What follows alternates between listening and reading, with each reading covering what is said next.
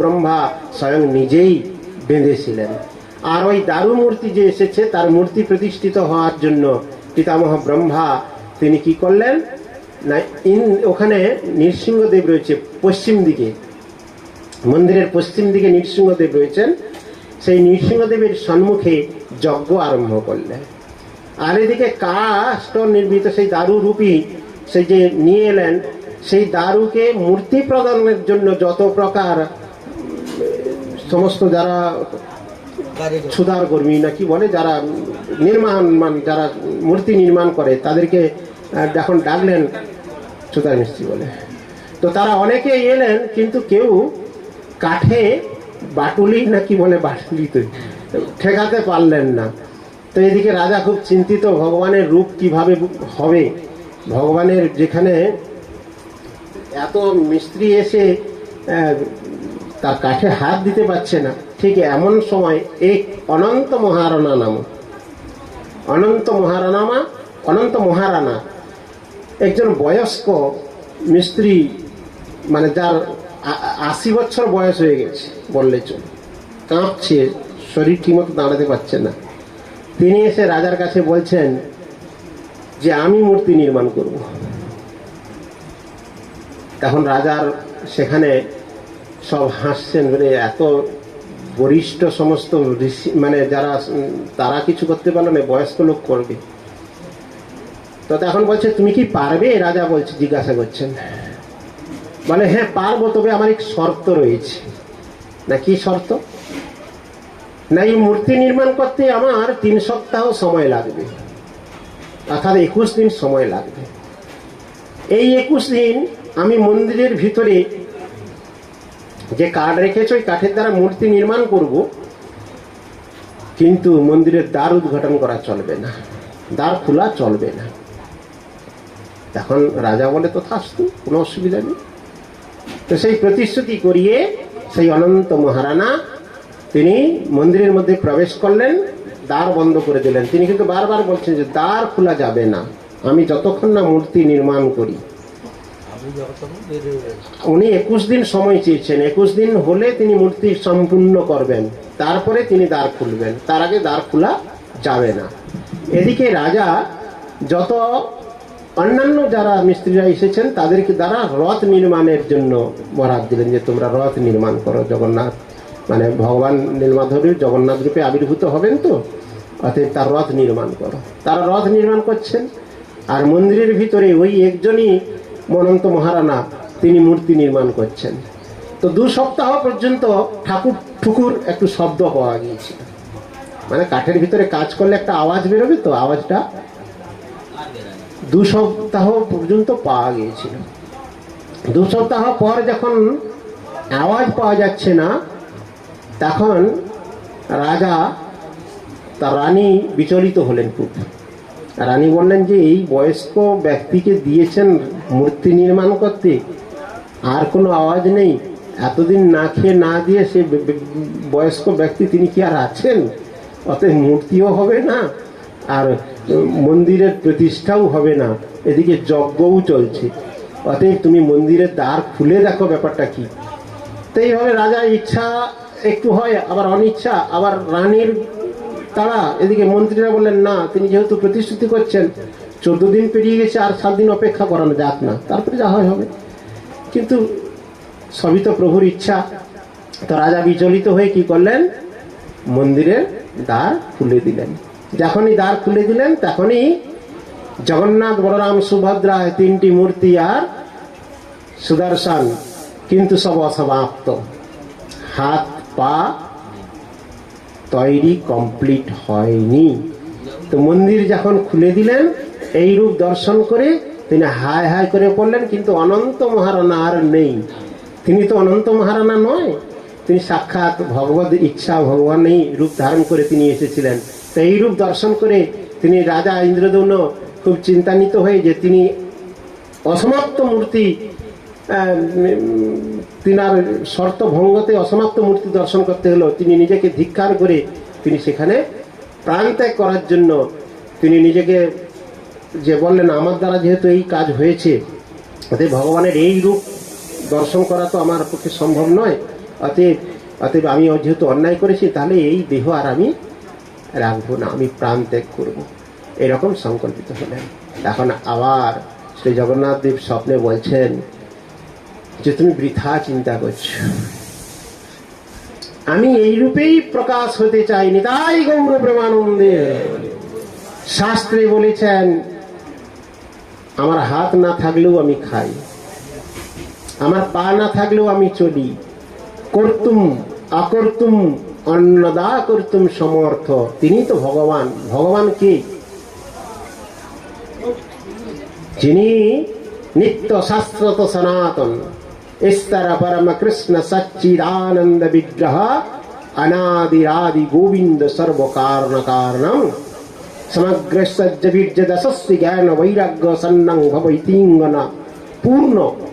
তিনি সব কিছুতেই পূর্ণতা, তবেই তো তিনি ভগবান। তিনি একমাত্র ভোক্তা। अहं हि सर्वज्ञानं भोक्ता च प्रभुरेव च, গীতাতে বলেনি? অতএব তিনার বাহ্যিক দর্শন, আমরা গুরু দর্শন করি, অনেকের গুরুর ব্যাখ্যা করতে অপ্রাকৃত সবই। এই প্রাকৃত দৃষ্টির দ্বারা ভগবত দর্শন, বৈষ্ণব দর্শন, গুরু দর্শন হয় না।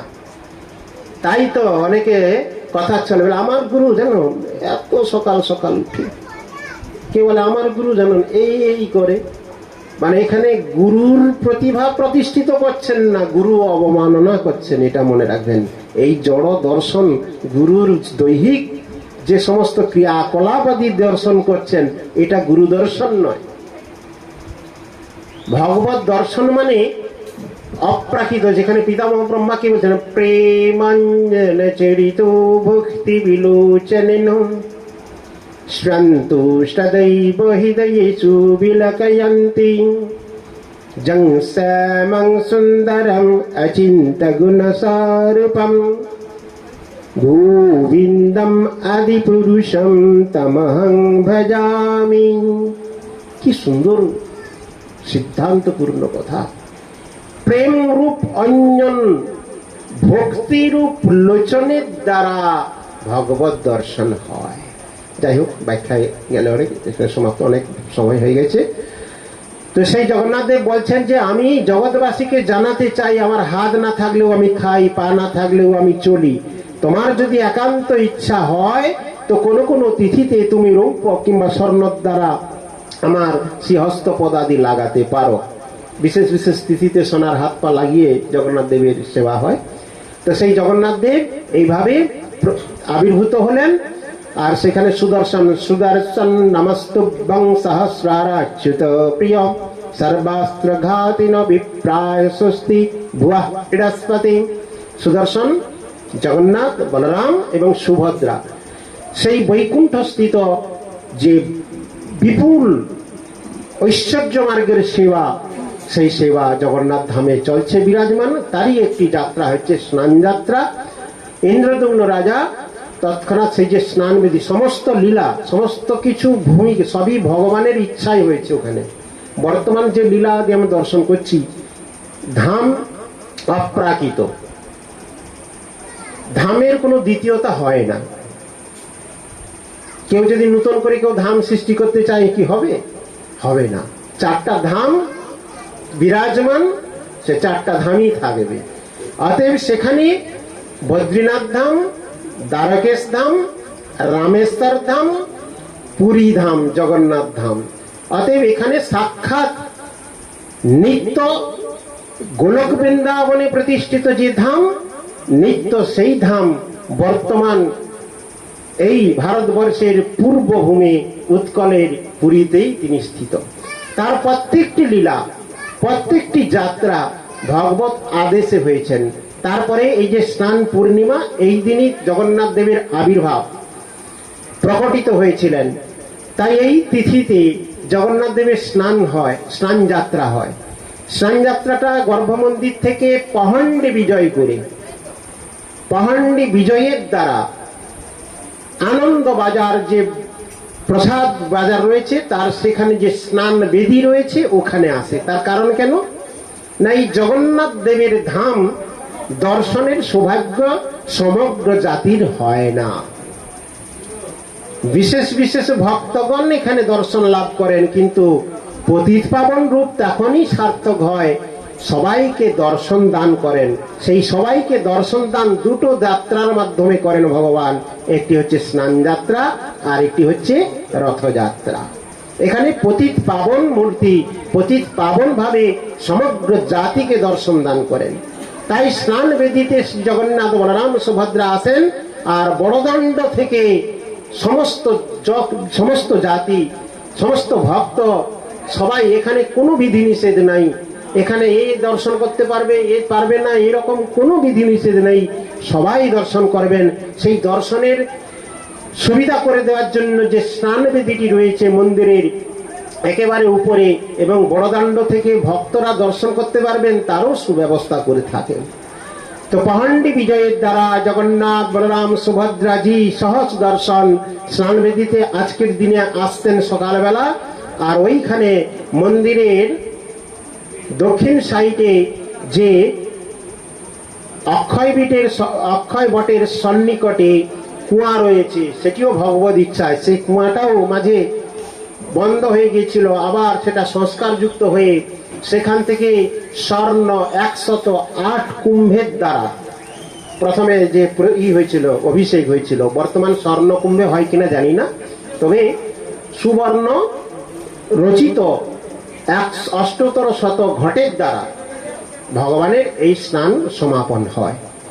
108 ঘট বা সুসজ্জিত ঘটের দ্বারা ওই কুয়ার জল এবং মন্ত্রোচ্চারিত দ্বারা বেদধ্বনির দ্বারা এবং বিবিধ সমস্ত সুগন্ধি আদি কস্তুরী চন্দন আদি কেশরাদি মিশ্রিত হয়ে সুশীতল জলের দ্বারা এই জগন্নাথ দেবের দেবস্নান বা মহাস্নান হয়নি, তাই গৌর প্রেমানন্দে সেটা আজকের দিনে হবে।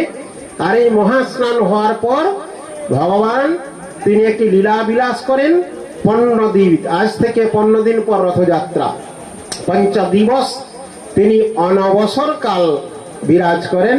অর্থাৎ যেটা জ্বর হয়েছে তার বৈদ্য আকারে অনেক কিছু মিষ্টান্ন এবং পকালন্ন ভোগ লাগে, আর অঙ্গর রাগ এই মহাস্নানের দ্বারা অন্তর্ধান হয় বলে পুনরায় অঙ্গরাগ হয়ে রথযাত্রার পূর্বে নবযৌবন উৎসব করে রথযাত্রার আরম্ভ হয়। সময় অনেক হয়েছে, বৈষ্ণবগণ একাগ্রচিত্তে ভগবত কথা এতক্ষণ শ্রবণ করছেন। আর এইখানেই আমরা এই স্নান পূর্ণিমা সম্পর্কে পরবর্তীতে যদি আবার সময় হয় বিস্তারিত আলোচনায় যাব। ও যদাকরং পরিভ্রষ্টং মাত্রহীনং চ যদ্ভবেৎ পূর্ণং ভবতু তৎসর্বং তৎপ্রসাদ জনার্দনঃ। वंशाकल्पतरुभ्यश्च कृपा सिन्धुभैव च पतितानां पावनेभ्यो वैष्णवेभ्यो नमो नमः। गुरुदेवेर आरती।